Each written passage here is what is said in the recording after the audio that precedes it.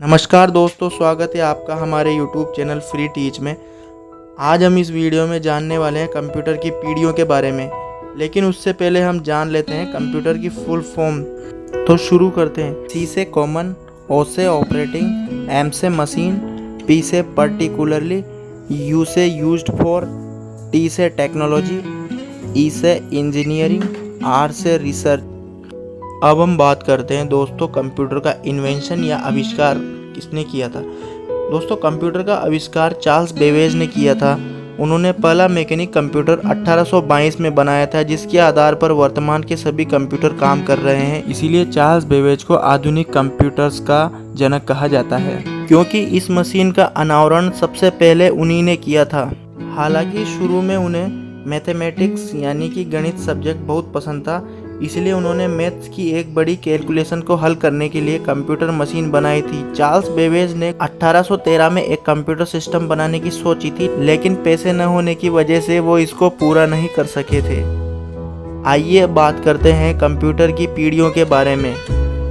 समय के हिसाब से कंप्यूटर की 5 पीढ़ियाँ आ चुकी है। तो शुरू करते हैं पहली पीढ़ी से।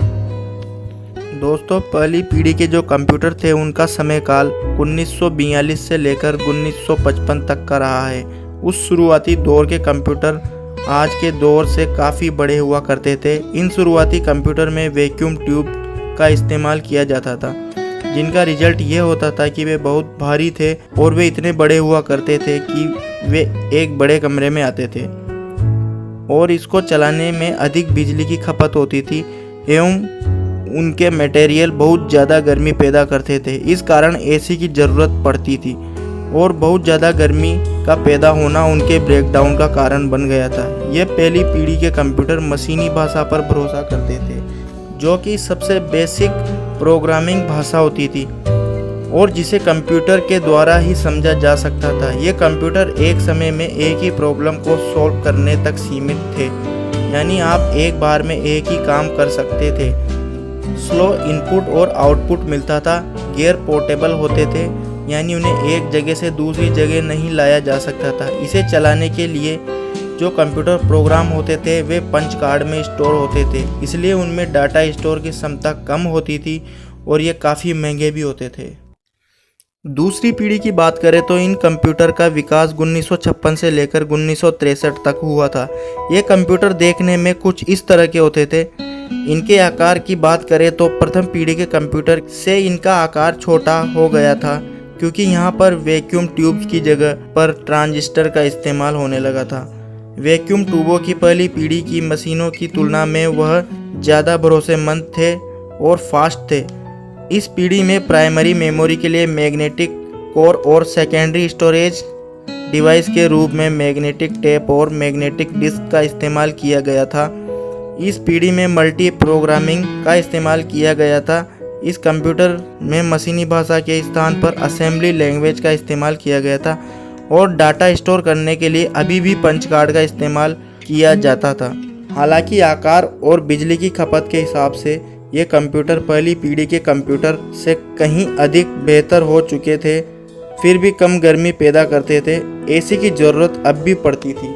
तीसरी पीढ़ी की बात करें तो इनका विकास 1964 से लेकर 1971 के बीच में हुआ। इस पीढ़ी के कंप्यूटर लगभग देखने में वर्तमान पीढ़ी के कंप्यूटर के जैसे ही होते थे। हालांकि यहाँ पर आप देख सकते हैं मॉनिटर और कीबोर्ड का इस्तेमाल तो किया जा रहा है, लेकिन माउस अभी भी यहाँ नहीं है और ट्रांजिस्टर की जगह पर इन कंप्यूटर में इंटीग्रेटेड सर्किट का यूज किया जाने लगा। और आकार की बात करें तो पहली और दूसरी पीढ़ी से काफ़ी छोटा हो गया था और इसके कार्य करने की क्षमता और गति भी पहले से बढ़ गई थी।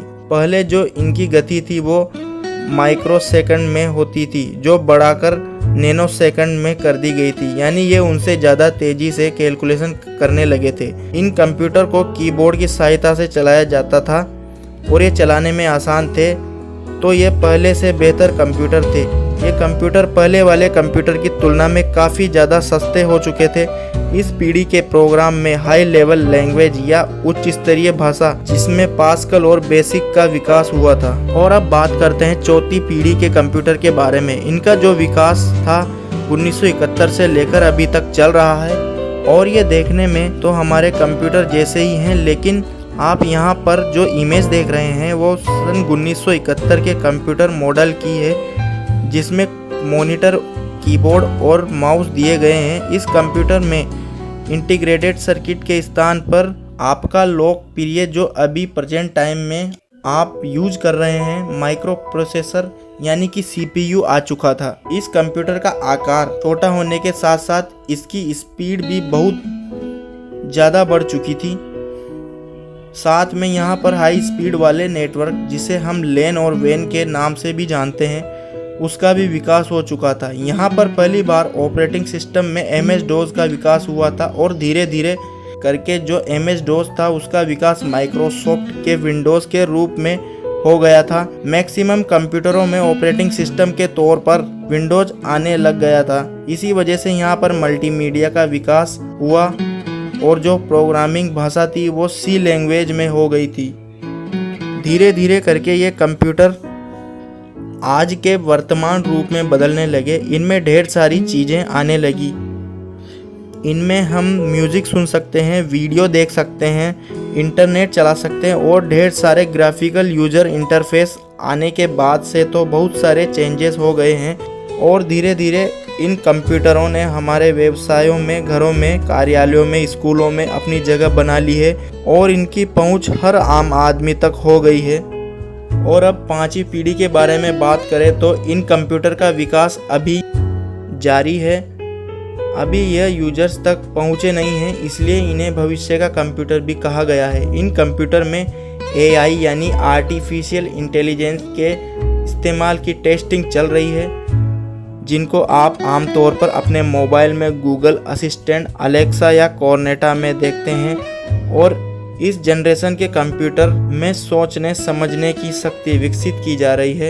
इन कंप्यूटर्स में क्वांटम कंपटीशन और नैनो टेक्नोलॉजी भी भविष्य में आ सकती है। तो दोस्तों, आशा करता हूँ ये वीडियो आपको अच्छे से समझ में आ गया होगा। और अगर ये वीडियो आपको अच्छा लगा हो और हेल्पफुल लगा हो तो वीडियो को लाइक करें, शेयर करें और कंप्यूटर टेक्नोलॉजी से जुड़े कोई भी सवाल आप हमें कमेंट के थ्रू पूछ सकते हैं। मिलते हैं अगले वीडियो में किसी ढेर सारी जानकारी के साथ।